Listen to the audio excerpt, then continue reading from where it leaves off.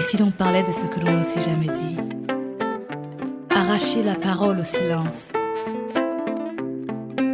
Alors que le soleil se lève sur le jardin de mes peurs, de l'ignorance. Illuminer les coins obscurs du labyrinthe de ma liberté. Si maman m'avait dit. Bonjour amis du jour, bonsoir amis du soir, c'est Diane Audrey, bienvenue sur votre podcast Si maman m'avait dit, un podcast qui nous invite à nous connecter à l'essentiel et bien entendu à nous découvrir. Je voulais vous dire merci, nous avons atteint la barre des 350 000 écoutes. Il faudra d'ailleurs que je le partage sur nos réseaux sociaux et mon cœur est complètement rempli de grâce et de gratitude. Tout comme celui d'Herman. Cette aventure, on l'a commencé il y a 3 ans et c'est juste incroyable, tout l'amour, tout le respect, toute la bienveillance que vous nous partagez tous les jours. Merci, une fois de plus, pour toutes ces belles énergies, vos commentaires qui ne cessent en tout cas de me motiver à toujours trouver le temps de vous faire vos épisodes. On était sur 2 épisodes par mois, je crois, et j'espère qu'on va pouvoir à cette rentrée reprendre le rythme. Mais pour le faire aussi, ça dépend de vous. Partagez ce podcast au maximum, mettez-nous des étoiles sur Spotify ou sur Apple. Invitez votre réseau à venir raconter leur histoire parce que finalement, comme je l'ai souvent partagé, je ne souhaite pas inciter les sujets. Je veux vraiment que vous soyez les personnes qui venez vers nous quand vous sentez l'envie ou même l'énergie ou même la motivation de raconter votre histoire pour inspirer d'autres personnes. Pour rappel, vous pouvez soutenir le podcast Si maman m'avait dit sur la plateforme Tipeee, T-I-P-E-E, en tapant dans la barre de recherche Si maman m'avait dit. Mais pas de panique, comme toujours, vous savez, je partage le lien dans la présentation. Alors, le podcast est disponible sur toutes les plateformes, Google, Spotify, Apple. Pour tous ceux qui ont souvent du mal à écouter le podcast sur Spotify, c'est normal. Dans certaines régions ou dans certains pays africains, Spotify n'est pas toujours accessible. Mais je sais qu'ils essaient en tout cas de régler le problème, notamment concernant votre podcast préféré. Alors aujourd'hui, mes invités, pour la première fois, j'en ai 2, sont Dora et Daniel, qui vont nous partager une histoire, en tout cas leur histoire. Il s'agit de 2 femmes qui ne se connaissaient pas encore il y a 48 heures et qui se sont rencontrées et qui ont décidé mutuellement de participer à ce podcast en étant des auditrices pour nous édifier et pour libérer la parole et afin que la honte chasse de camp. Alors, bonsoir ou bonjour même, Dora et Daniel, qui souhaitent prendre la parole aujourd'hui. Bonjour, Diane. Alors, si vous connaissez le podcast, vous savez que la première question que je pose toujours à mes invités, qu'est-ce que vous aurez aimé, en tout cas, que votre maman vous dise, dans ce cadre, dans ce contexte actuel?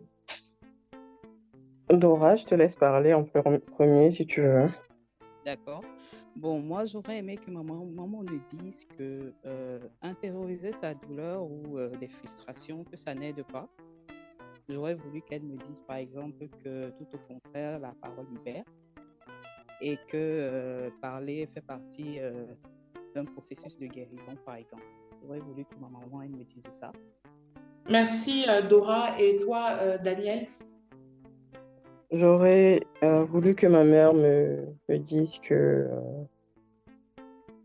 de pas toujours se positionner en victime, en fait, quand il y a ce type d'histoire comme celle qu'on va raconter tout à l'heure.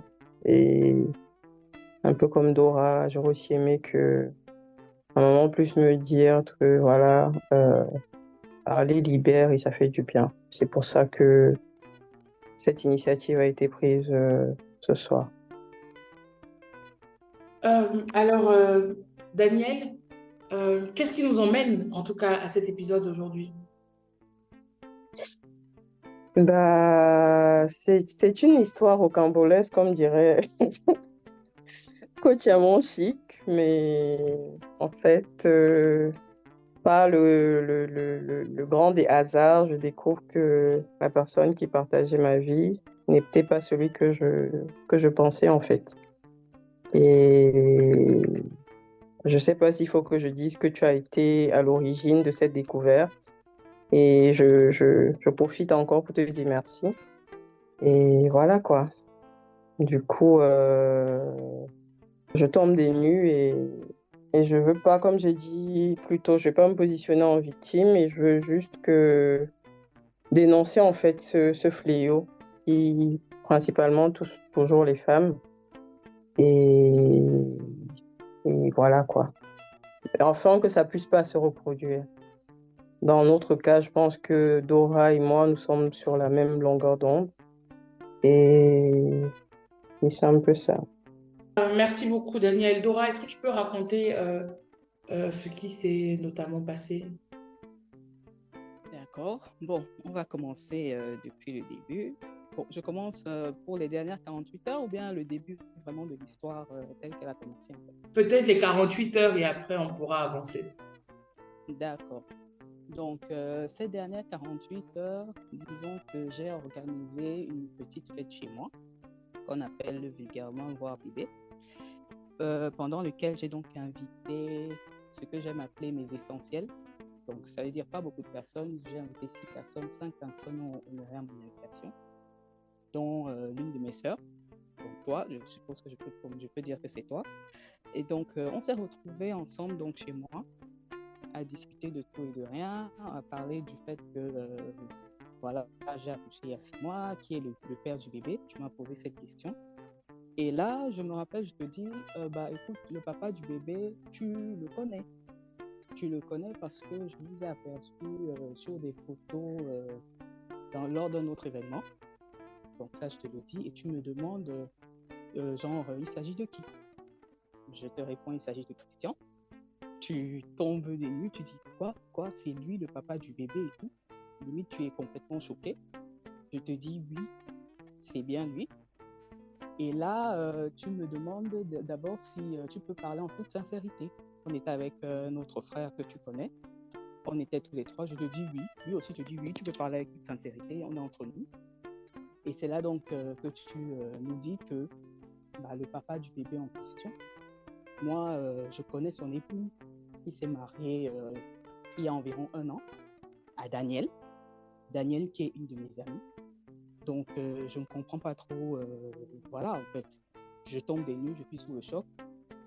Et c'est là où je te dis, bah oui, je sais que Christian s'est marié il y a environ 1 an. Mais en même temps, Christian m'a aussi dit qu'il y a eu une séparation au bout de... Bon, je suppose qu'ils se sont mariés en août, je pense. Et qu'en décembre, ça s'est arrêté. Ça, c'est la version que lui, il m'avait donnée. C'est là où je te dis, oui, il y a eu mariage, mais je sais qu'il y a eu séparation. Et toi, donc, de me dire, bah non, je ne pense pas qu'il y a eu séparation, je ne crois pas. Et là, en tout cas, bon, on coupe court à la conversation parce que mes autres invités arrivent. Et donc, voilà où nous en sommes. Un peu plus tard, on discute à la fin de la soirée, quand chacun rentre chez lui. C'est là où toi et moi, on en discute de nouveau. Tu me poses, par exemple, la question de savoir... tu as vu sa photo de profil, qu'est-ce que tu en penses? Qu'est-ce qui te dit en fait quand tu vois sa photo de profil? Je te réponds tout naturellement ce qu'il m'a toujours dit. Il m'a dit à l'époque, bah, c'est ma jumelle. Et là, je te dis, bah, il m'a dit que c'était sa jumelle en fait. Et je te dis, et tu me dis, bah non, c'est son épouse dont je te parle, c'est Daniel sur la photo. Je dis, ah bon?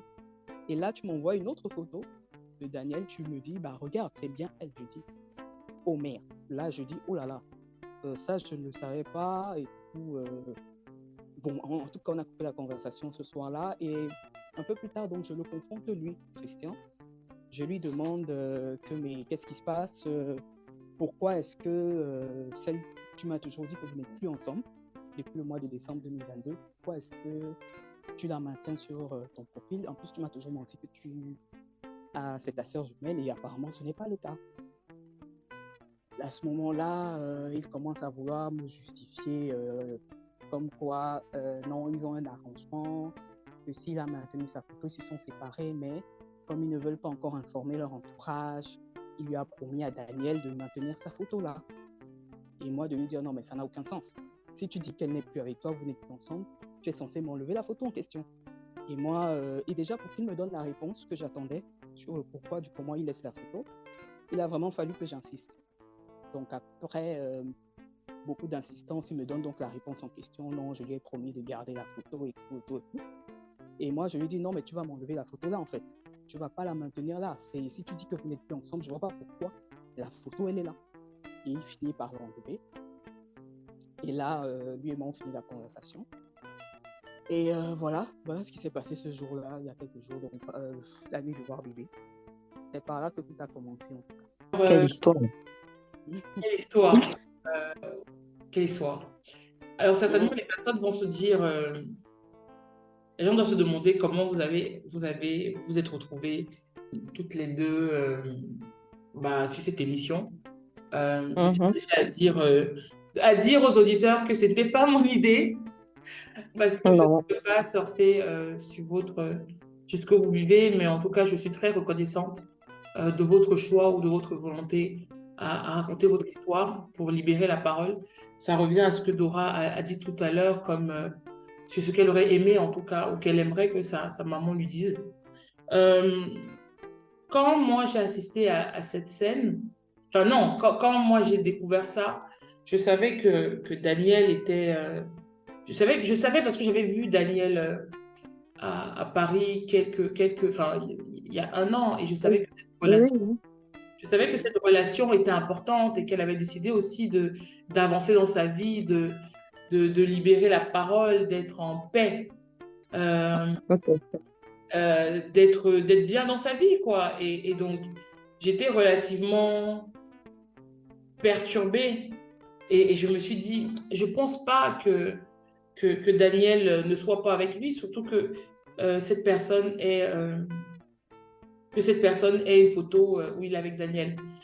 Ce qui m'a aussi perturbée, parce que c'est le lendemain de cet événement que j'ai décidé de partager le numéro de Daniel à Dora, c'est que je me suis dit que Christian, sachant que j'étais ta sœur Dora, ne m'a pas respectée ou ne t'a pas respectée.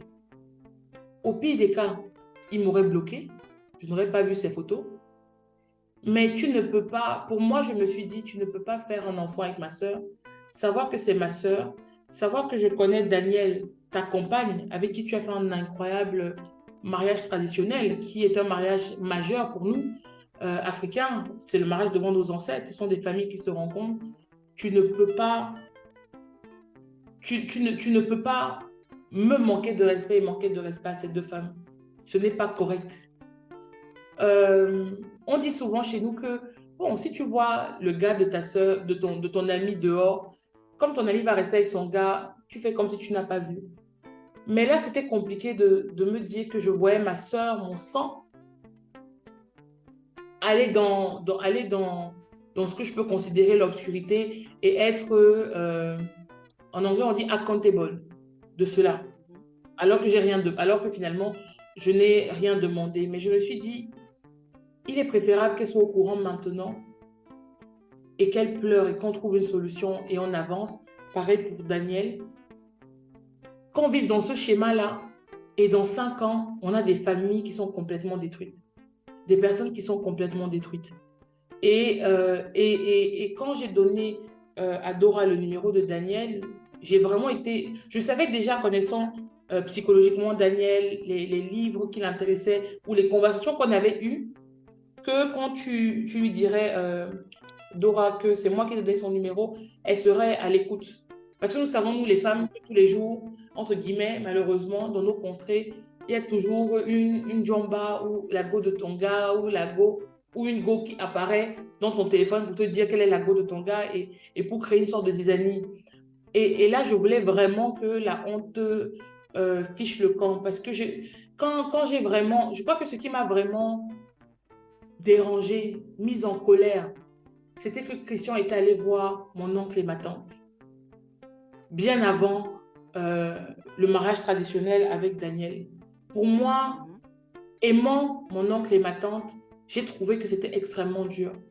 Extrêmement dur pour moi à accepter.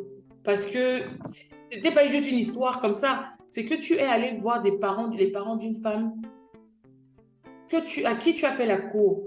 qui t'a challengé pour leur dire que tu vas, entre guillemets, décider d'épouser cette fille, décider de faire une histoire sérieuse. Cette fille a baissé son mur, ou ses murs, ses barrières, pour s'ouvrir à toi. Je sais qu'en face aussi, Daniel, pour avoir discuté avec elle, je savais que c'est une personne qui a tout fait pour se reconstruire, pour être une bonne personne, pour être un bon enfant, pour être une bonne épouse demain, une bonne mère de famille. Et je me suis dit, c'est pas possible en fait. J'étais d'autant plus dérangée quand Dora, tu m'as dit qu'il t'a dit que c'était sa sœur jumelle. Je me suis dit, Exact. jusqu'où on peut aller ou dans ce mensonge. Et surtout, je voyais un enfant qui n'a rien demandé, un enfant qui est juste là au milieu et avec une mère qui ne voulait que lui donner un foyer sain, et pour lui, et pour les autres enfants qu'il aurait potentiellement eu. Donc c'est plutôt dans ce cadre-là que moi, j'ai choisi de donner, enfin, de vous connecter, en tout cas de donner ton contact, Daniel Adora, parce que je savais que mutuellement, vous auriez l'intelligence de sortir potentiellement de là grandi. Alors, ça fait que 48 heures, on est conscient que ça va être dur et que devant, vous allez passer par des moments compliqués, mais il fallait au moins qu'ensemble, vous vous parliez et que vous connaissiez votre vérité pour décider après. Et pas spécialement avoir une personne qui vous dit à l'une A, à l'une B, et voilà. Je tenais juste à, parce que je ne vais pas prendre la parole après, mais je voulais juste mettre dans le contexte euh, de cela auprès des auditeurs. Donc voilà, dans cet épisode, il n'y a que de la bienveillance. Et il s'agit uniquement, en tout cas pour vous, de libérer la parole et de demander aussi, je crois, aux femmes d'être très alertes de ce qu'elles voient au début d'une relation ou pendant une relation. Euh, et je crois aussi que aucune personne n'est à l'abri de ce type d'histoire. Et vous connaissant mutuellement, vous avez des profils différents, mais finalement, ça peut arriver à tout le monde. Et je vous remercie une fois de plus d'avoir fait confiance à cet espace si précieux qu'est si maman m'avait dit. Je t'en prie, merci à toi parce que sans toi, ça n'allait pas éclater. Et sans toi, on n'allait pas découvrir à qui on avait affaire. Donc, je te remercie beaucoup parce que c'est grâce à toi que j'ai pu être en contact avec Dora et découvrir tout le manège dans lequel nous sommes. Et moi, juste pour dire par rapport aux 48 heures passées, la veille, j'avais parlé avec Christian parce qu'il était question que, ne vivant pas au Cameroun, que je lui fasse une invitation pour qu'il vienne me rejoindre ici. Et comme Dora a dit, ça fait 1 an qu'on a fait la dot au pays. Et tout s'était bien passé. On était toujours en contact. Il n'y a pas un jour où on ne se parlait pas. Mais ça fait quelque temps déjà que j'avais un peu des doutes en fait. Que des fois il disparaissait et tout. Il me disait que soit il s'était fait agresser, on avait piqué son téléphone, soit il avait plus de batterie. Ce genre d'histoire en fait. Et moi, je me disais pourquoi c'est toujours à lui que ce genre de truc arrive. Alors que j'ai de la famille à Douala, j'ai de la famille un peu partout au pays. Mais j'arrive à voir les gens, il n'y a jamais... C'est toujours la même personne que les problèmes de connexion arrivent, quoi. Et quelques temps avant, ça fait quoi, peut-être 2 semaines, j'avais fait une neuvaine. Et la neuvaine que j'ai faite, c'était plus pour faciliter par rapport à les démarches qu'on devait faire pour le voyage, pour qu'ils viennent ici. Et 2 semaines après, j'ai toutes ces révélations par rapport à qui il est réellement. Donc moi, hier, je dormais. Vers 11h30, j'ai reçu un message de Dora qui a été assez sympathique parce que souvent, quand tu apprends que ton gars a une autre go, tu viens avec la force là que non, elle va voir que c'est moi qui ai le territoire, c'est moi, madame et tout. Donc vraiment, son message était rempli elle était très polie. Et effectivement, elle a mentionné Diane. Je me suis dit, bon, si Diane te donne déjà mon numéro, ça veut dire que c'est quelque chose de sérieux. Et ensuite, elle a mentionné le fait que Christian soit le papa de son enfant. Et moi, je suis tombée des nues, en fait, parce que j'avais des soupçons, mais je m'imaginais pas que c'était aussi profond que ça. C'était aussi loin que tout ce qu'on a découvert depuis hier, en fait. Et, et quand j'ai lu tout le message et tout, elle voulait juste qu'on parle entre femmes adultes, sans prise de tête, sans accuser qui que ce soit, juste avoir la version de l'une et de l'autre pour voir si, voilà, si toutes les deux, on ne se fait pas berner par le même homme, en fait, tu vois. Et c'est ce que j'ai apprécié dans la manière dont elle a abordé le truc. Parce que je pense que peut-être je me serais braquée si elle était venue en mode, oui, c'est mon mec, pourquoi je découvre que voilà, voilà, tu vois. Donc ça a été différent et c'est ce que j'ai apprécié. Du coup, moi, j'ai lancé l'appel et après, quand elle a décroché, on a éclaté de rire, comme si on se connaissait depuis. Mais je pense qu'on riait parce qu'on était dépassé par tout ce qui est arrivé, en fait. C'est ça. Mhm. Et là, elle m'a dit depuis quand elle était avec lui, plus d'un an et demi, comment en juin 2022, il est allé voir ses parents pour se présenter, qu'il voulait faire du sérieux avec elle, sachant que moi, juillet 2022, il venait voir ma famille pour le toquer porte. Il était parti voir ma grand-mère au village avant, que c'est ma grand-mère qui m'a élevée.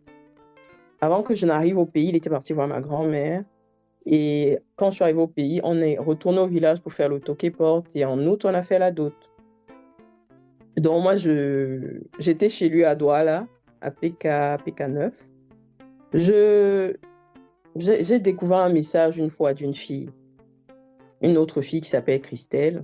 J'ai pété un câble et tout. Il s'est excusé, il a pleuré. Il a appelé la fille, il a insulté devant moi. Je me suis dit, hé, si pas déjà jusqu'à insulter la fille devant moi, ça veut dire que je suis vraiment madame, tu vois. Donc j'ai baissé le cœur. Et ça, c'était quoi? Peut-être à une semaine de la dot.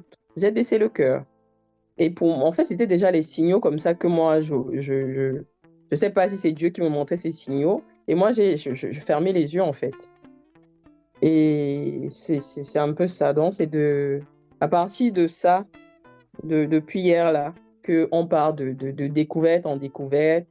Et c'est pas une petite histoire, quoi. Et c'est pas un truc à banaliser ou non, comme Margot, elle est loin, je vois à gauche, à droite. Non, non.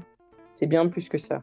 C'est pour ça que moi, j'ai choisi de pas garder le silence et de dénoncer ça parce que je pense qu'on est plusieurs dehors à être victimes ou alors à on n'aime pas trop le mot victime, être dans des relations comme ça, où on te promet monts et merveilles alors que la personne n'est pas sincère. Et ça doit stopper, ça doit s'arrêter en fait. Et pour mon cas, je choisis de parler pour libérer la parole et voir et montrer aussi aux autres femmes que on n'a pas à avoir honte de ce qu'on vit, de ce qu'on subit. Et on doit dire stop et on doit dire non, quoi. C'est pour ça que je m'exprime ce soir. Merci beaucoup, Daniel. Dora, est-ce que tu peux nous dire comment as rencontré Christian? Comment ça s'est passé? Tu faisais quoi? Est-ce que tu travaillais? Est-ce que tu avais déjà ou pas un enfant? Est-ce que tu étais en couple? Quelles étaient tes perspectives dans la vie? Juste pour que nos auditrices ou nos auditeurs comprennent, en tout cas chacune son profil. Et ensuite, ça sera toi, Daniel, si tu veux bien. Merci. Ok, pas de souci. D'accord. Donc, en 2021, en cours de l'année 2021, je vais pas dire, c'était pas une rencontre physique, c'est sur Facebook, sans publicité, que je reçois une demande d'amis, donc de Christian. Là, sur le coup, honnêtement, son visage, son nom ne me disent rien. Je me dis, non, je ne crois pas le connaître, mais quand je vois les amis en commun que nous avons, parce que nous avons beaucoup d'amis en commun, je me dis que peut-être on s'est rencontrés, peut-être qu'on a eu à se saluer, mais j'ai oublié carrément que c'était lui. Donc, je valide sa demande d'amis sur Facebook. Peu de temps après, donc, il lance la conversation. On discute. C'est là en fait que je me rends compte que, ah non, je ne le connais pas. Mais en fait, il était en train de se présenter, me dire que voilà, moi je suis tel, je fais ceci, etc., etc. Il se présente, je me présente aussi. Je lui dis, voilà, moi c'est tel, c'est tel. Très vite, il me propose de basculer sur WhatsApp parce qu'il me dit que comme il ne reçoit pas les notifications sur Messenger, il vous me contacte sur WhatsApp. Je dis, bon, moi, j'ai pas de problème. Il n'y a pas de souci. Comme ça, ce sera justement plus facile. On passe sur WhatsApp. On n'a même pas discuté 2 ou 3 jours parce que je me rappelle cette période-là, j'étais tellement occupé par le boulot. Et quand moi, je suis absorbé par le boulot, j'ai pas trop le temps de toucher à mon téléphone ou de discuter avec les gens. Généralement, si ce n'est pas quelque chose d'essentiel, je ne parle pas. Donc, sur WhatsApp, on fait un peu plus connaissance. Il me dit, voilà, il a une fille qui a tel âge, il me donne sa profession, il me dit qu'il est dans une ville autre que la mienne, etc., etc. Je lui dis d'accord, je lui donne les mêmes informations en retour. Mais après, il y a eu, on va dire, un petit silence radio parce que, comme je dis, j'étais vraiment occupé. Le silence radio, il a duré peut-être 3 mois. Hein. Ce n'est pas un silence radio d'une semaine ou non, c'était peut-être 3-4 mois de silence. Après ce temps-là, ces 3-4 mois, il revient vers moi. Moi, honnêtement, j'avais déjà supprimé son numéro parce que je n'aime pas trop regarder les numéros avec lesquels je n'interagis pas. Il m'écrit de nouveau sur WhatsApp, il me dit oui, c'est comment tu vas et tout et tout. C'est quand je regarde la photo, je regarde le nom, je dis ah ouais, Christian, comment tu vas et tout, c'est comment et tout. Donc là, le mec, il tombe directement dans le vif du sujet. Il me dit que, après les formalités, bien sûr, il me dit qu'il voudrait que lui et moi, qu'on essaye quelque chose de sérieux.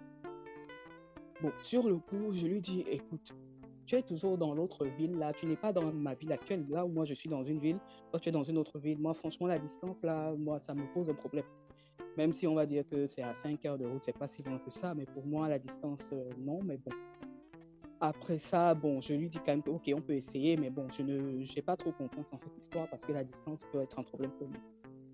Mais je vais pas vous mentir, le mec m'a fait oublier la distance. C'est-à-dire, tous les matins, j'avais un message, bonjour, j'espère que tu as bien dormi, mon amour, etc. J'espère que ta journée va bien se passer. En journée, on s'écrit. Le soir, on ne manque jamais de s'appeler ou de s'écrire ou de se dire un mot de temps en temps et tout. Au point où j'ai complètement oublié la distance qu'il y avait entre nous, carrément 5 heures de temps de distance. Donc, on a vécu cette relation à distance pendant un bon moment, hein, pendant environ plus de 8 mois, ce qui est sûr, à distance. Et puis, un jour, en 2022, c'était juste avant la fête de Pâques, avant le début du carême, il me dit, voilà, quand il m'écrit, il me dit, voilà, j'ai été affecté dans ta ville, j'ai été affecté à Douala. Je me dis, ah, ok, bonne nouvelle, d'accord, bienvenue et tout. Et là, avec son affectation, il est clair que notre relation a pris une autre tournure. Et il faut que je précise que pendant toute la relation, quand on l'a vécu à distance, on ne s'est jamais vu. Hein. On était juste vraiment à distance, relation, on s'écrit, on s'appelle, mais on ne s'était jamais vu, on n'avait jamais eu l'occasion. Parce que moi, étant une maman célibataire d'un premier enfant qui à cette époque avait 8 ou 9 ans, je n'ai pas trop le temps de dire que je vais quitter Douala, aller dans sa ville à lui, commencer à faire ci ou à faire ça. Non, j'ai vraiment autre chose à faire. Bref, donc en 2022, en avril, il me dit donc qu'il est affecté à Douala. Le même soir même où il me le dit, on se voit chez moi, il vient chez moi, je dis ok, je lui indique la maison, il est venu. On a passé un bon moment ensemble, c'était la première fois qu'on en passait un. Et puis après, il est rentré chez lui. Et donc à ce moment-là, la relation a pris une tournure un peu plus, je ne sais pas si je vais dire sérieuse, mais on se voyait un peu plus. C'est-à-dire que dès qu'on avait une occasion, dès que le week-end arrivait, j'allais déposer donc mon fils que j'avais chez ses grands-parents, pardon. Et puis moi, j'allais donc chez lui, on passait un week-end ensemble.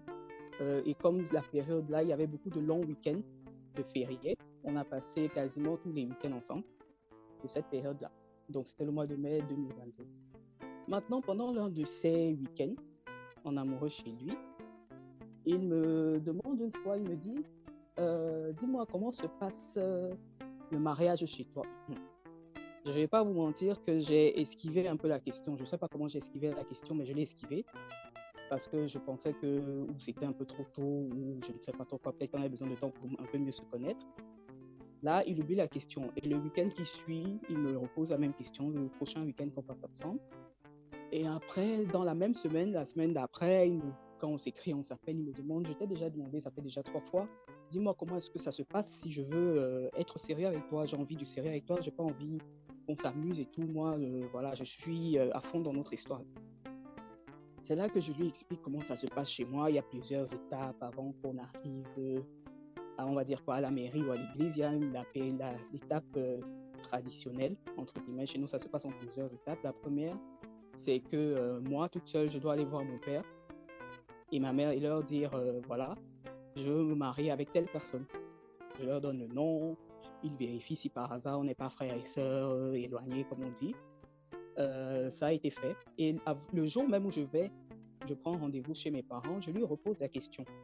Christian, tu m'as parlé de mariage. Est-ce que tu es sûr que je dois aller chez mes parents maintenant ou bien tu as besoin d'un peu plus de temps? Je ne sais pas.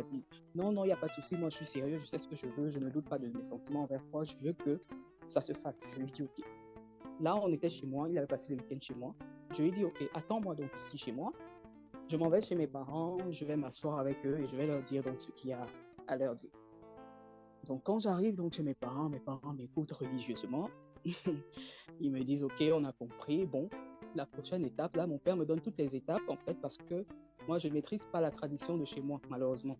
Donc, il me dit, étape après étape, ce qu'il y aura lieu de faire, avant qu'on arrive à la mairie. Il me dit, la prochaine étape, ce serait donc que lui et moi, Christian et moi, qu'on vienne s'asseoir devant eux, les gens de la maison, c'est-à-dire mon père, ma mère et ma petite sœur, et qu'ils nous disent exactement donc, les projets qu'il a pour nous. Et mon père me précise que bon, pour qu'il vienne, on ne vient pas les mains vides chez son beau-papa, on vient avec une bouteille de whisky et on vient avec une enveloppe d'argent. Donc, on prend rendez-vous. Christian dit, il n'y a pas de souci, moi je suis prêt, on va y aller. On prend rendez-vous, je ne sais pas, soit le week-end d'après, en tout cas, peu de temps après, on prend rendez-vous avec mes parents.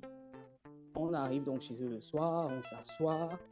Il réitère ses propos à mes parents, voilà, je veux du sérieux, c'était en juin. Il dit donc à mes parents, voilà, je suis venu vous dire, vous confirmer que je veux du sérieux avec Dora. Je ne suis pas venu m'amuser, je veux vraiment faire d'elle mon épouse. Voilà. Mon père lui dit, OK, on a compris. Et quel est le chronogramme que tu proposes en fait? Il dit à mon père qu'il voudrait que le mariage donc civil et religieux ait lieu en janvier 2023, je crois, oui, en janvier 2023. Mon père dit d'accord. Bon, avant cette date, il va falloir que vous fassiez un certain nombre de choses qui sont importantes, traditionnellement parlant. Il dit, il n'y a pas de souci. Maintenant, à ce moment-là, mon père me pose une question. Il me demande, est-ce que par hasard, tu es enceinte, Laura? Dis-moi un peu, tu es enceinte ou pas du tout? À ce moment-là, j'avoue que j'avais des soupçons, mais je n'avais pas encore fait le test de grossesse. Donc, je dis à mon père, non, je ne suis pas enceinte. En tout cas, il demande aussi à Christian, sais-tu si par hasard enceinte? Il lui dit non. Bon, je n'en sais absolument rien. Et mon père dit, d'accord. Bon, ça veut dire que la prochaine étape, comme vous êtes venu me voir aujourd'hui, la prochaine étape, c'est d'aller voir mon chef de famille, c'est-à-dire le grand frère de mon père, qui vit dans un autre quartier de Douala, d'aller le voir dans le même principe tous les deux, avec une bouteille et une enveloppe. Mais tu ne dois absolument pas être enceinte parce que bref, il y aura une sorte de petit rituel qui doit être fait et qui est dangereux pour un bébé. Donc, il ne faut absolument pas que tu sois enceinte. Je lui dis non, en tout cas, à ma connaissance, je ne suis pas enceinte. Sauf que quelques semaines plus tard, c'est là que je découvre, donc, je suis enceinte, j'ai fait un test, je suis enceinte. Je lui dis, aïe. Je le dis au papa. Sa première réaction, c'était de me dire, non, on ne peut pas garder le bébé parce qu'on s'est dit que c'est à partir de janvier 2023 qu'on va commencer notre vie. Moi, je préférerais que tu interrompes la grossesse et qu'on le fasse proprement à partir de janvier. Et moi, de lui répondre, attends, on a commencé avec le premier pas déjà devant mon père. On est déjà en train de faire du sérieux, donc pourquoi me demander d'interrompre une grossesse alors qu'on est déjà sur la route en question? Et c'est là où je lui dis non, moi, je n'interromps pas la grossesse. Il me dit, OK, c'est ton choix, je vais assumer avec toi, je ne vais pas te lâcher, on va le faire ensemble. Je dis d'accord. Donc, peu de temps après encore, je dis donc à mon père que finalement, papa, ta fille est enceinte, hein, donc je ne sais pas si on peut continuer ce qu'il y a à faire. Et là, mon père de me répondre non. Je vous ai dit, il y a des rites à faire. Tu ne peux pas les faire quand tu es enceinte, tu risques de perdre ton bébé parce que la tradition, voilà. Et mon père me dit, tout se fera quand tu auras accouché, pas avant. On dit d'accord, il n'y a pas de souci. Je suis censé donc accoucher l'année d'après, en 2023, en février, en théorie. On dit d'accord, on va attendre. Entre-temps, donc, nous sommes peut-être en juillet. Je me rappelle, on est allé à Kribi le 17 juillet dans une autre ville. On a passé du bon temps là-bas. On a passé ce week-end du 17 juillet, si je ne me trompe pas de date. On est allé dans un magnifique hôtel. On était allé, on a passé du bon temps. On est rentré.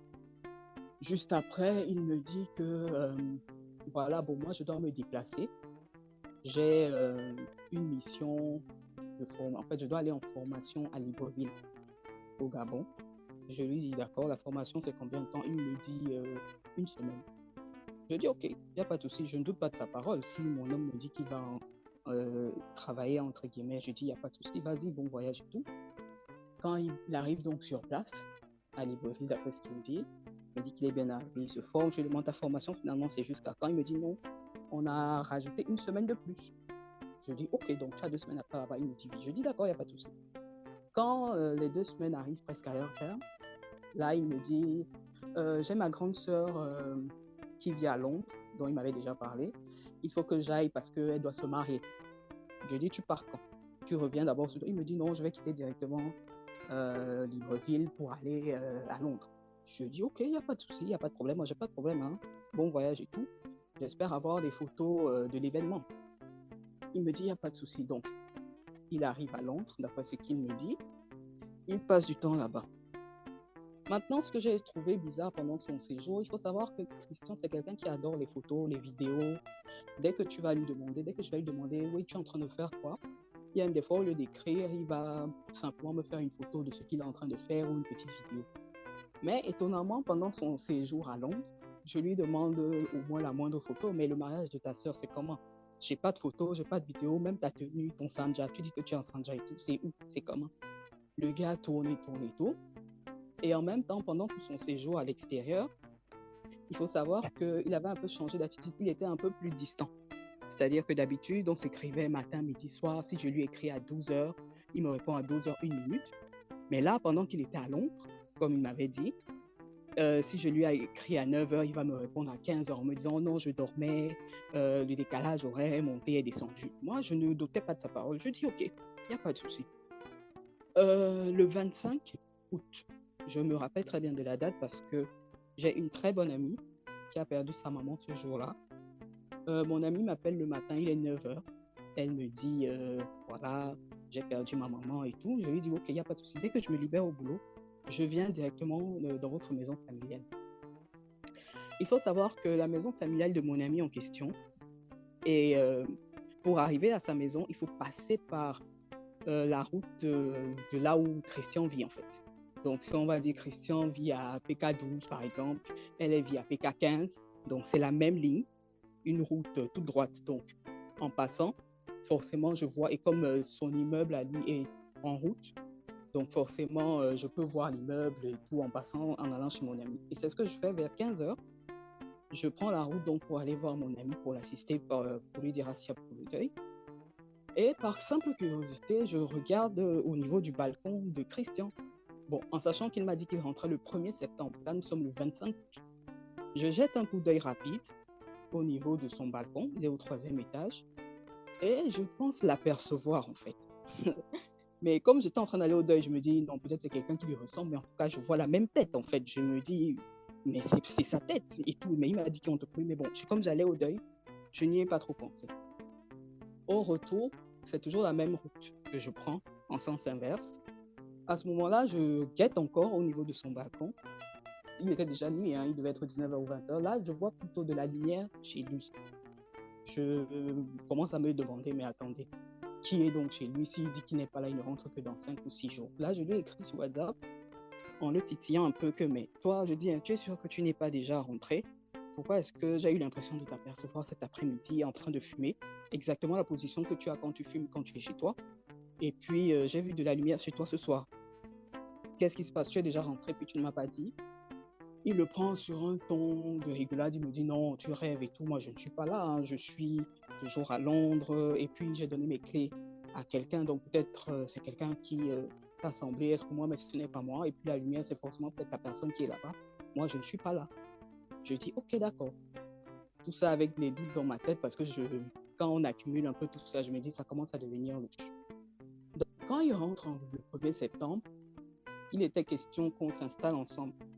Moi, je lui avais proposé de quitter le chez moi et de venir plutôt chez lui. Donc, je lui pensais qu'on pouvait le faire donc, de cette façon. Lui, il insiste en me disant non, chez moi est comme si, chez moi il y a des problèmes, il y avait une histoire d'hypothèque, non, on peut nous mettre dehors du jour au lendemain. Bon, il m'a donné des raisons qui sont logiques. De toute façon, nous sommes en septembre, j'ai déjà inscrit mon premier fils à l'école, qui n'est pas très loin de chez moi, donc il va plutôt falloir que toi, tu viennes chez moi. Il me dit qu'il n'y a pas de problème. Donc, après quelques temps, donc il est venu s'installer chez moi le 4 octobre. Je me rappelle de la date, évidemment. Et là, on a commencé notre vie de famille, si je peux employer l'expression, lui, moi et mon premier fils. Bon, au début, ça se passe bien, voilà, l'ambiance est bonne, etc. Mais il a, disons, certaines habitudes, pas que je vais pas dire que j'apprécie pas, donc il aime même bien sortir le week-end, il sort, il passe des nuits dehors, etc., ce genre de choses. Bon, c'est pas le genre qui me dérange généralement, hein. Mais sauf si à un moment ça devient tout le temps, là, je vais lui dire non, c'est pas bon. Tu es censé rester avec moi, je suis enceinte, tu n'es pas censé trop bouger et tout, je peux avoir besoin de toi et tout. Et en fait, c'est comme si je parlais à un mur, parce que lui, c'est pas son problème, il est toujours dehors. Et quand il me dit, par exemple, oui, bon là, je suis dehors, je vais boire, par exemple, avec mes amis, je lui demande, ok, mais donne-moi au moins le nom de l'un de tes amis, que je puisse au moins, on ne sait jamais, le dehors est mauvais, tu peux avoir un problème avec nous, que je puisse au moins savoir vers qui me tourner pour commencer à te chercher. Non, ne t'inquiète pas et tout, ça va aller. À chaque fois donc il sortait un peu tard, je lui disais bon, prends ma voiture alors, parce que j'avais ma voiture qui disait bon, prends ma voiture, ne va pas à pied, prends ma voiture, tu vas comme ça au moins je serai un peu plus rassuré, tu ne vas pas à pied. Il prend la voiture, il fait ce qu'il a à faire, il revient le lendemain, 6h, 8h, ça dépend.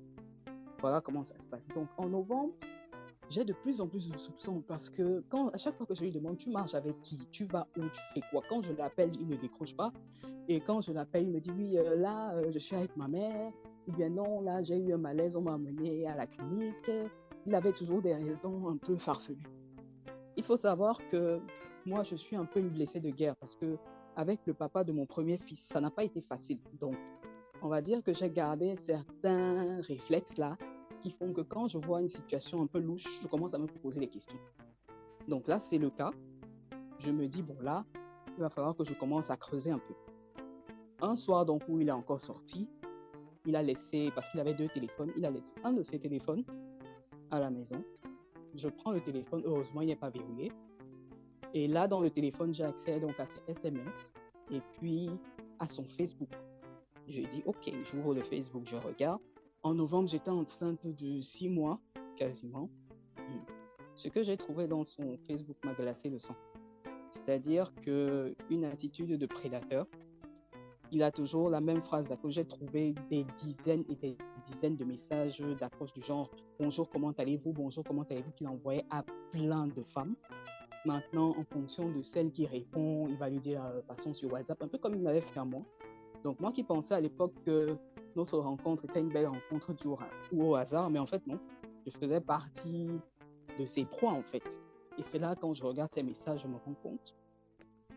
À ce moment-là, je prends donc mon téléphone pour capturer, entre guillemets, certaines preuves de ce que je viens de trouver. Je prends des photos et tout, je garde. En même temps, je regarde les SMS, le même scénario, des messages d'amour à gauche, d'amour à droite. Je prends quelques photos, je garde. Quand il rentre, je le confronte. Il me dit non, ce n'est rien de sérieux. C'est avec toi que je ne suis pas avec elle et tout. Il a fait ensuite disparaître le fameux téléphone, je ne l'ai plus jamais trouvé. Déjà, avec ces éléments que j'ai en main, je me dis non, il faut que je creuse encore un peu plus parce que l'affaire, ce n'est pas simple. Je me dis, le prochain objectif pour moi, c'est de pouvoir avoir accès à son téléphone principal. Téléphone qu'il a toujours en main, où il a mis un code à, je crois, 6 chiffres. Ça ne m'a pas arrêté. J'ai commencé à réfléchir à qu'est-ce qu'il pourrait mettre comme code dans son téléphone. J'ai très vite trouvé, très honnêtement, c'était la date de naissance de sa première fille. Dès que j'ai trouvé ça, j'ai d'abord laissé le téléphone. J'ai dit, OK, je vais travailler dessus un peu plus tard quand tu vas dormir. Et donc, c'est ce que j'ai fait. Quand il s'est endormi, j'ai pris son téléphone, j'ai fouillé. Ça, c'était quelques jours après que j'ai découvert sur l'autre téléphone. Hein.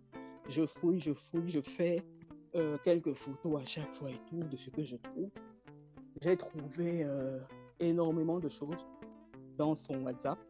le même scénario. Donc, dès qu'une fille passe sur WhatsApp avec lui, oui, tu me plais bien, je voudrais que toi et moi, on soit plus que des amis, je voudrais du sérieux, du tout. C'était plein de messages. En même temps, ma curiosité m'emmène du côté de Snap. Dans Snap, et comme je sais que c'est un champion de photos et de vidéos, je vais dans son Snap, je regarde, là encore pire. Christian adore filmer, il adore filmer les femmes avec lesquelles il couche, qu'elles soient couchées sur le lit de dos, il fait une vidéo, qu'elles viennent chez lui, il fait une vidéo, qu'il soit au snack en train de s'amouracher, il fait des vidéos, donc je trouve encore plus de preuves. Je dis, ah d'accord. En même temps, je trouve à ce moment-là des photos qui semblent être justement un mariage traditionnel. Je dis, wow, ça c'est quoi? Je regarde, je bloque dessus. Je dis, mais c'est pas possible. Mais je prends les preuves et tout, je garde, il n'y a pas de problème. Quand je le confronte, il me dit non. Bon, pour les autres filles, non, c'est juste un jeu, il n'y a rien de sérieux et tout, tu vas pas rester bloqué dessus. Et là, je lui parle de son mariage. Je dis, mais j'ai l'impression que je t'ai marié. Il me dit non.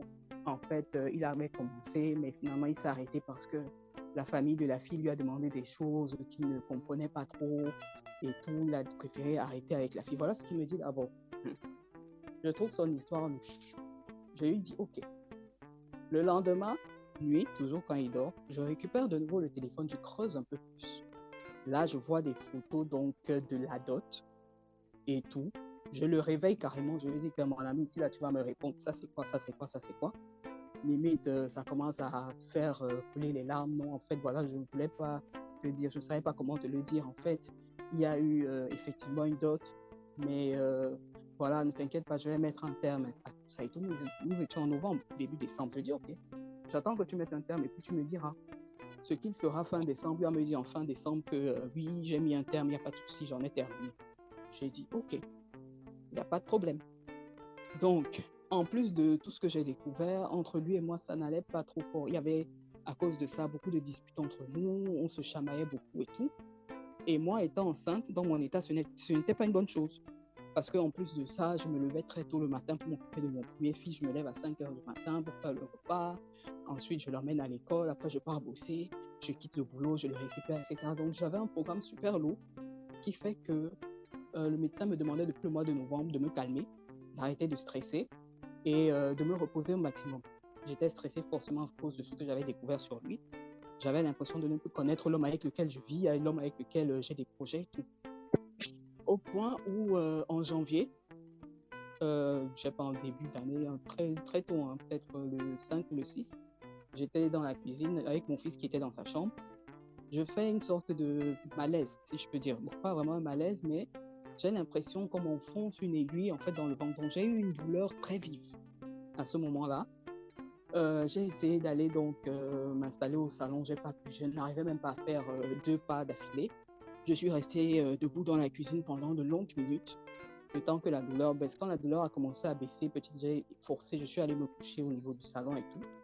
Et là, je commençais à réfléchir que mais celui qui est censé être avec moi, s'il se passe quelque chose, si là, par hasard, j'étais en train d'accoucher, donc j'allais accoucher seule avec mon fils qui a 9 ans, ça allait se passer comment et tout. Donc, quand la semaine d'après, je vais en consultation, c'est là où le médecin, il me dit, écoute, hein, moi, je ne vais pas tourner autour du pot. Toi, si tu t'amuses, tu es censé accoucher en février, mais si tu ne te calmes pas, si tu n'arrêtes pas d'être stressé, si tu n'arrêtes pas de faire tout ce que tu fais, tu vas accoucher avant. Et en ce moment, ton fils n'est pas dans une bonne position, tu vas accoucher par césarienne. Donc là, je ne suis pas en train de rigoler. Si tu veux revenir ici avant la fin du mois, tu me dis, on prépare déjà le bloc et tout. Bref, le médecin me fait peur. Et là, je me dis, non, là, vraiment, j'ai besoin de repos. Et donc, je décide de quitter le chez moi, d'aller chez mes parents. Je fais exprès de quitter le chez moi avant la date anniversaire de Christian. Son anniversaire, je crois, c'est le 17 janvier. Je fais exprès de quitter avant parce que entre nos disputes, nos chamailleries bêtes et tout, j'étais pas d'humeur à lui souhaiter un joyeux anniversaire. Je suis parti juste avant. Je me suis installé chez mes parents donc jusqu'aujourd'hui. Et maintenant, revirement de situation, quand je suis chez mes parents, vu que lui et moi on était entre guillemets les meilleurs ennemis, lui on pouvait pas faire 2 jours sans se disputer dans la maison, et il commence à faire comme s'il change. C'est-à-dire, il vient toujours me voir, il peut pas faire une semaine sans venir me voir au moins 2 ou 3 fois. Je m'étonnais même, je lui disais que mais toi tu viens faire quoi chez moi? N'est-ce pas, quand toi et moi on est ensemble, ça se chamaille tout le temps, mais tu viens chez moi tout le temps et puis après, tout le temps, il avait donc cette habitude-là, tout le temps, il vient, il passe tout le temps avec nous, jusqu'au moment où j'accouche.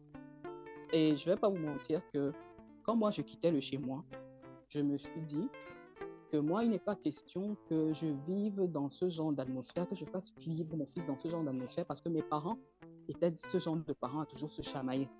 Il n'est pas question que mon fils, mon premier fils, me voit tout en train de l'insulter ou de recevoir des insultes. Moi, comme je pars de chez moi ici, là, je ne suis pas sûr que quand je vais revenir, ce sera pour être de nouveau en couple avec lui. Voilà ce que j'avais dans la tête quand je quittais chez moi pour chez mes parents. Donc finalement, j'accouche en février. Et puis, il est toujours présent, il est toujours là, etc., etc. Un jour, je lui pose la question concernant son divorce. Je lui demande que tu dis que tu as finalement divorcé ou pas. Parce que moi, j'ai accouché.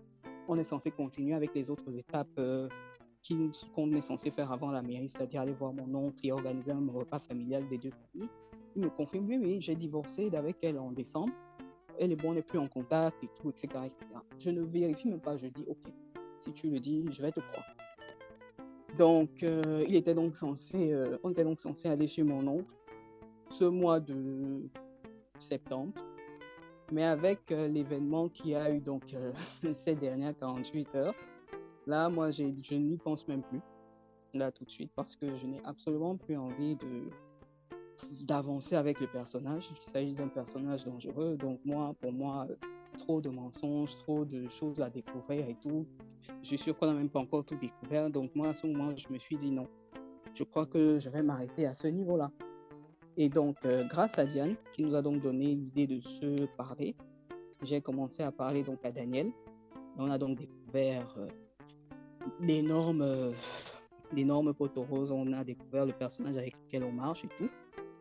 Et voilà, je crois que je n'ai oublié aucun détail, je pense. Donc, c'est là où nous en sommes aujourd'hui. Merci beaucoup. Je vais donner la parole maintenant à Daniel. Enfin, c'est quand même incroyable, Dora, parce que j'ai découvert, je crois, 90% de ce que tu as partagé, voire Voilà, 90% même, parce que exactement. J'avais choisi de vivre, d'intérioriser tout ça malgré la douleur. J'ai dit, j'encaisse moi seul. J'étais complètement effacée. Je ne voulais parler à personne depuis que j'avais découvert. Tu es forte, hein? non, extrêmement forte. Franchement, moi, je suis vraiment,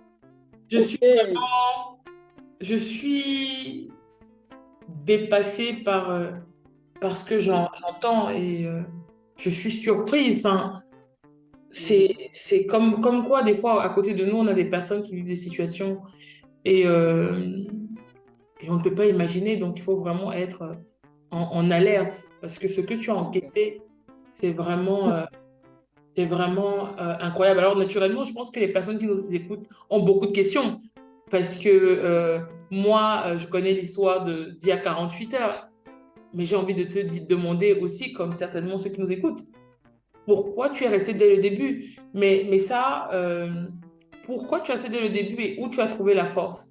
Mais avant, je vais laisser la parole d'abord à Daniel de raconter.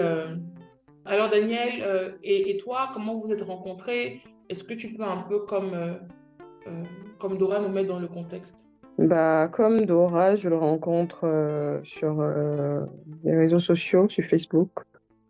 Il me fait une demande d'amis et on avait notamment quelques amis en commun, mais une ancienne amie avec qui j'étais au collège adventiste. Il a étudié avec elle en Europe. Bien après, en fait, ils ont étudié ici en Europe et tout. Et du coup, il prend cette approche-là. Genre, je connais la fille et tout. Je dis, ah oui, mais c'était une de mes besties quand on était au collège et tout. Oui, elle est trop sympa. Bref, il prend cette approche-là du coup. On se met à parler. Il me dit que si j'ai WhatsApp, comme ça, on continue là-bas. Bon, c'est comme ça que je lui donne mon numéro. Mais en fait, moi, j'étais un peu réticente parce que les gars qui t'approchent aussi frontalement, là, pour moi, c'est souvent un peu louche. Du coup, je le trouvais trop pressé. Et j'ai mis un peu le veto, genre, gars, je sais pas ce qui te quelles sont tes intentions? Mais moi, je sors d'une relation compliquée, du coup, je ne veux pas me relancer dans une nouvelle relation, en plus avec un gars qui est au pays. Parce que moi, dans ma tête, c'est que les gars du pays ne sont pas sérieux.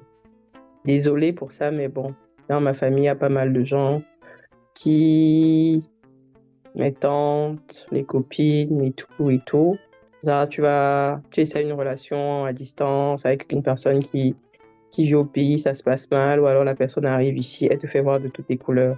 Et je ne voulais pas que ça m'arrive, du coup, j'étais un peu sur mes gardes.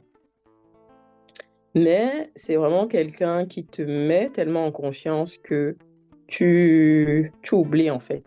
Tu oublies toutes les craintes que tu avais, toutes les peurs par rapport à la distance, par rapport à tout ce qui se dit par rapport aux relations à distance et tout, tu vois. Et c'est comme ça que chaque matin, on s'appelait, toujours un petit mot, toujours une attention.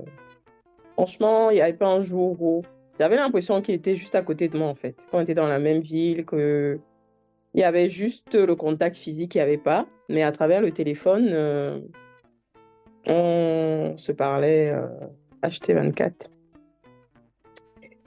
Et ça, c'est en fin 2017, début 2018, quand on se rencontre sur Facebook.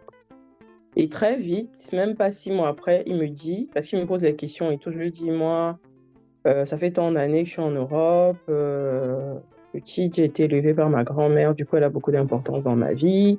Elle est encore vivante, elle est au Cameroun, et que si 2 mois après demain, un homme devrait m'épouser, bah, il va passer par elle. C'est comme ça qu'il me dit, écoute, moi, je veux faire du sérieux avec toi, je veux pas jouer, je veux te montrer que je suis différent des autres hommes. Et si tu le permets, je voudrais que tu me passes le numéro de ta grand-mère, Mémé, comme il l'appelle. Comme ça, moi, je vais la contacter, je vais me présenter. Je dis non, c'est trop tôt. Moi, je ne peux pas te donner le numéro de ma grand-mère comme ça, alors que moi-même, je ne sais pas où je suis en train de partir avec toi. Donc, prenons le temps de se connaître, d'apprendre à se connaître. Comme ça, si ça évolue positivement, tu auras le temps de connaître ma famille, que ce soit ma grand-mère ou le reste des membres de ma famille. Il me dit OK. Il me parle de sa mère, de ses frères qui sont ici en Europe, frères et sœurs, ceux qui sont au Cameroun, qu'il est issu d'une famille polygamique et que ça l'a traumatisé quand il était petit. Du coup, lui, il n'a pas envie de revivre la même chose. Donc, il voit en moi celle qu'il lui faut, celle avec qui il va fonder sa famille. Voilà. Donc, on continue à parler, mais vers fin 2018, comme ça, le gars commence à être distant. Genre, lui qui me réveille souvent par un petit message, un appel vidéo. Et comme Dora a dit, c'est quelqu'un il aime tellement le téléphone que il est toujours sur son téléphone. Du coup, moi, ça me semblait trop bizarre que le gars disparaissait une semaine. Moins d'une semaine quand même, mais genre, tu as écrit à une personne le matin, le gars va te répondre le soir. Oh, ben, j'étais au boulot, tu sais comment mon boulot est prenant. C'est maintenant que je rentre. Après, il va me dire non, en fait, j'avais oublié le téléphone à la maison. Et c'est les choses qui peuvent arriver parce que moi-même, ça m'arrive de partir au boulot, d'oublier mon téléphone. Donc, je ne voyais pas le mal à ce qu'il me disait, en fait. Après, il a été question d'agression. Il était en train de rentrer chez lui, il s'est fait agresser. On a volé son téléphone. Mais bizarrement, genre, on vole ton téléphone une journée et le lendemain, tu retrouves ton téléphone. Je trouvais ça bizarre, mais bon. Je me disais, le pauvre, au moins il a rien eu, il est vivant, tu vois. Je me disais, putain, on a agressé mon chéri et tout et tout. Donc moi, je regardais plus ce côté-là. C'est après, en fait, que quand je reste comme ça, je me dis, mais le gars là, il m'a pas dit qu'il s'est fait agresser, mais comment ça se fait que le lendemain, il a un téléphone et tout et tout. Après, je me dis, bon, il a certainement dû racheter un autre téléphone et tout. Donc, moi, je mettais ça comme ça. Je commence à me poser des questions et tout parce qu'il devenait de plus en plus distant. Et fin 2018, début 2019, moi je lui dis écoute, moi je peux pas continuer comme ça. C'est toi qui es venu chaud dans ma vie, qui voulait vite faire les choses. Maintenant, ces derniers temps, je te sens pas. Tu es distant, il y a un truc qui se passe, tu me dis pas tout. Mais franchement, je préfère être seule que d'être mal accompagnée. Donc vraiment, je veux que ça s'arrête là parce que tu sais pas ce que tu veux. Ou alors tu as quelqu'un au Cameroun, tu ne me dis pas. Mais moi, je veux pas être ici. Déjà avec tout le stress qu'on a ici et à devoir encore stresser par rapport à toi ou par rapport à notre relation. Il me dit non, il veut pas que la relation s'arrête. Il ne fait rien pour changer les choses. Non, c'est comme ça que début 2019, on arrête la relation. J'ai pas de nouvelles pendant, je sais pas, presque un an. Hein. Et je me confiais chez ma meilleure amie je lui disais, ouais, elle me dit, ouais, mais bon, toi-même, tu sais, les gars du Cameroun, ils sont pas sérieux et tout. Et moi, ça me disait, ouais, de toute façon, il est pas sérieux, donc c'est tant mieux ainsi. Jusqu'en 2020. 2020, comme ça, il réapparaît, il s'excuse, il dit qu'il a eu trop de boulot, il a eu trop de problèmes, il y a sa grand-mère qui est décédée, il y a eu telle personne qui a fait ci, et les cancers dans sa famille, et ci et ça. Donc, il met ça vraiment sur le contexte familial, qu'il n'était pas bien, et quand il n'est pas bien, il s'éloigne pour vraiment digérer le truc, que c'est pas de ma faute, que... le temps de séparation, là, lui a permis de comprendre que j'étais la bonne et qu'il ne veut plus perdre le temps. Donc, depuis, il veut voir ma grand-mère pour se présenter et il voudrait que je lui donne le contact de ma grand-mère et tout. Je lui ai dit non, que là, on se reparle, mais qu'il ne s'inquiète pas avec le temps. Je vais lui présenter à ma grand-mère et tout ça. Bon, je tiens juste à dire qu'on ne s'était pas vu en vrai, vu que moi je suis ici à Mbeng, lui il est au Cameroun et tout. Et bizarrement, de l'autre côté, quand on parlait, il était toujours en train de me poser les questions sur ma vie ici. Est-ce que j'ai un CDI? Est-ce que j'ai les papiers européens? Est-ce que j'ai un appartement à mon nom? Donc, ce genre de questions. Moi, je me disais, ah, le gars s'intéresse. Après, mais c'était trop bizarre parce que ça tournait toujours autour de ça, en fait. Tu touches combien là où tu travailles? Et tout, et tout. Je dis, Moi, je répondais aux questions, mais de l'autre côté, ça me faisait bizarre. Parce que moi, je suis pas quelqu'un qui est intéressé par le matériel, en fait. Moi, même si mon gars touche 1000 euros, ça me dérange pas. Je vais pas vouloir savoir à tout prix le salaire qu'il gagne, tu vois, les trucs comme ça, là. Du coup, ça me faisait bizarre, mais bon, je me disais, bon, il s'intéresse et tout. C'est resté comme ça, l'année 2021 est passée. Il m'a présenté à sa mère. J'ai parlé avec sa sœur et son frère qui sont en Angleterre. Je parlais à ses amis.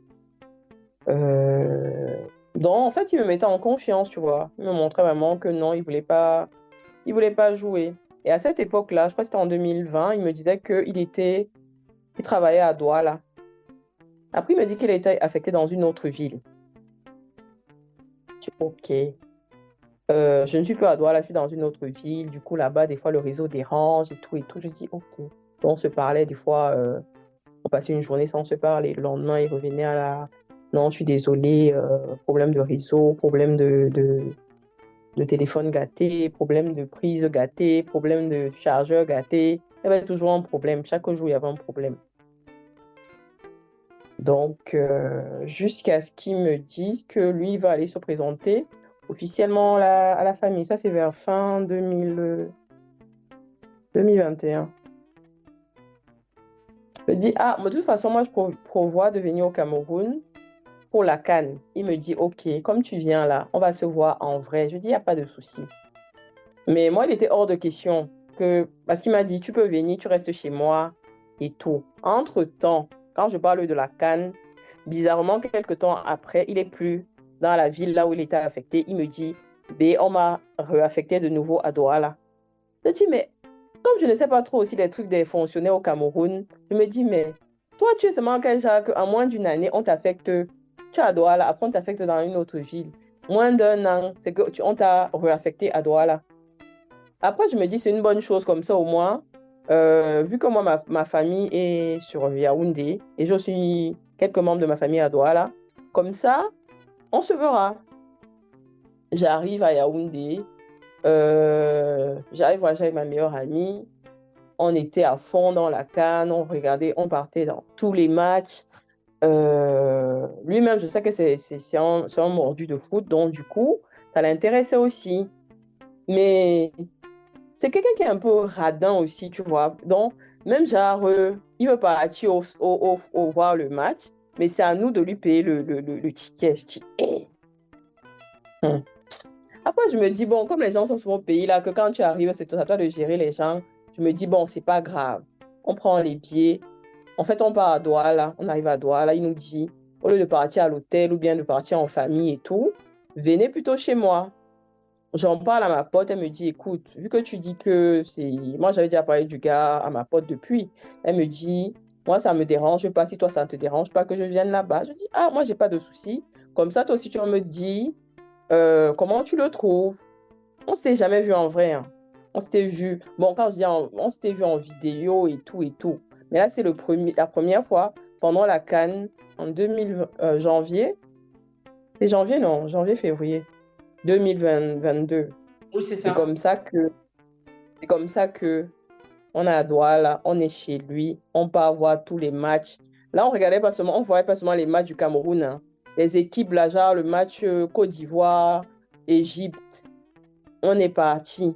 On était à fond et tout, avec l'une de ses meilleures amies, qui est la femme d'un ancien footballeur. Je ne vais pas donner le nom et tout, mais on était tous au stade le jour-là. Après, c'était franchement, pendant la CAN là, c'était top. C'est comme si on se connaissait depuis et vraiment, il m'a amené chez sa mère et tout et tout. Et même avec sa mère, le contact est passé direct. Et voilà quoi. Moi, vraiment, c'était déjà, je savais que c'était mon chéri, c'est mon gars et tout ça là. Donc, après, je suis rentrée en fin février, après la CAN. Non, non, je suis rentrée le 10 février, Donc, après la après le CAN. 10 février, c'est là où tu es revenu en août pour ton... Après le 10 février, il avait vu ma grand-mère pendant mon séjour là, de janvier à février. Là, il a vu ma grand-mère. Et c'est là qu'il a dit à ma grand-mère que lui, il veut du sérieux avec moi. Mais c'est comme ça qu'entre-temps, moi, je suis revenue et on a programmé pour retourner en août. Non, je suis partie au pays en juillet. J'ai fait juillet, août. Mais vers fin juin, genre j'ai voyagé, je crois, le 28 ou le 29 juillet, comme ça. Et je suis rentrée le 1er septembre 2022. Donc, ça coïncide totalement avec les dates que Dora a données quand il disait qu'il était en mission à Libreville. Après, il est parti au mariage à Londres. Mais seulement, il mentait parce qu'il était avec moi. Mhm. Et la deuxième fois, quand je suis venue en août, du moins fin juillet, au pays, j'ai même pas fait un jour dans ma famille. Direct, je suis allée chez lui, à Douala. Donc, j'ai voyagé, je suis arrivée à Douala, il m'a récupéré à l'aéroport, on est allé chez lui et tout, on a commencé les préparatifs parce que il avait même déjà commencé les préparatifs parce que je pense que je suis en train de mêler un peu les trucs par rapport aux dates de mon voyage, mais on a fait le toqué-porte dans mon village fin juillet, début août. Parce que 2 semaines après, on faisait la dot. On a fait la dot le 20 août. La date, je me souviens encore.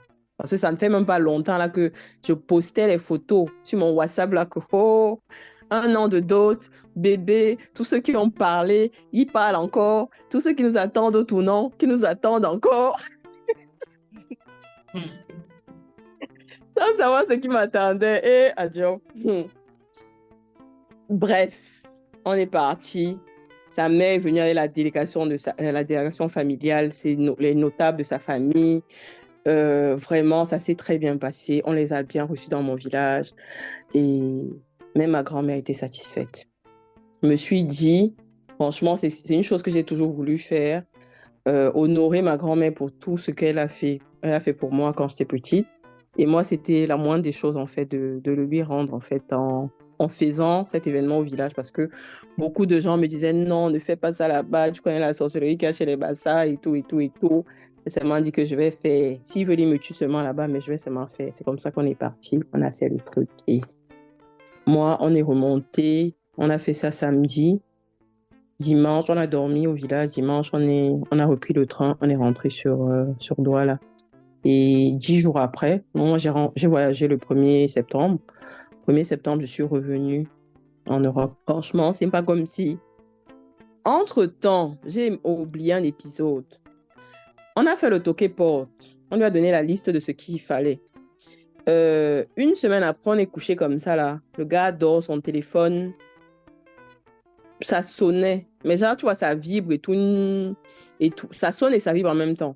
Mais il dormait tellement profondément que moi, je prends le téléphone.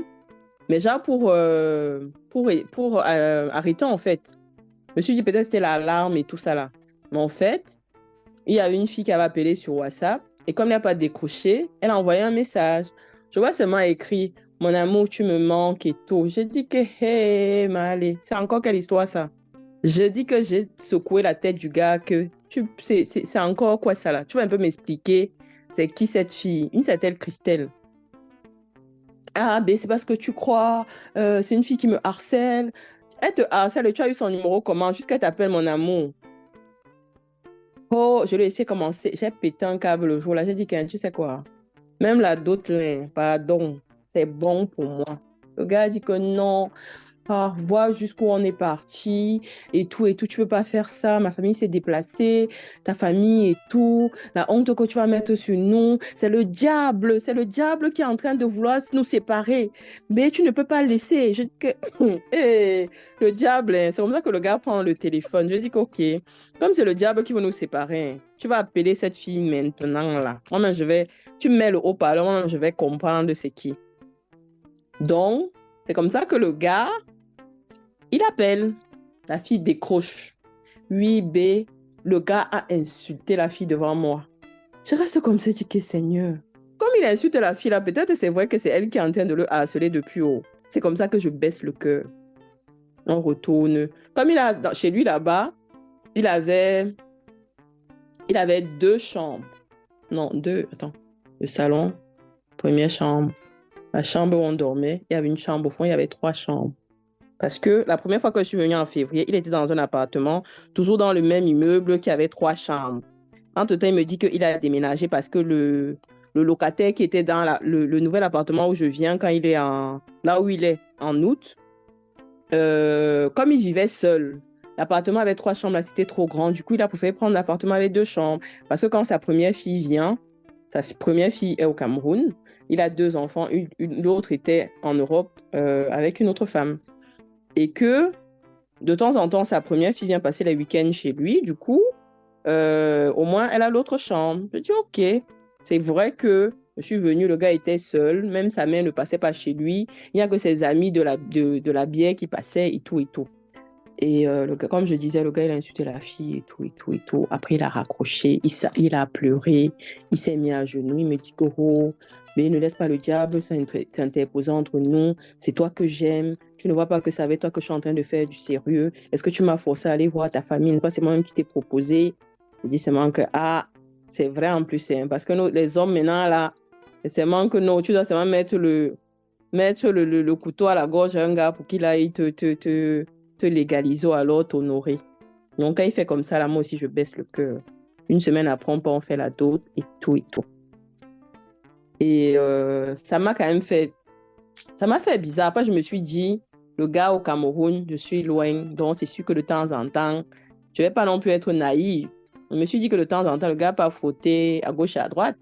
Mais c'était sans savoir, en fait, que c'était un vrai prédateur sexuel. Parce que à travers toi et à travers Dora, j'ai découvert que Christian, c'était un phénomène. C'est quelqu'un il fait peur, en fait. C'est un manipulateur, un narcissique, que je n'ai jamais vu ça de ma vie. Donc,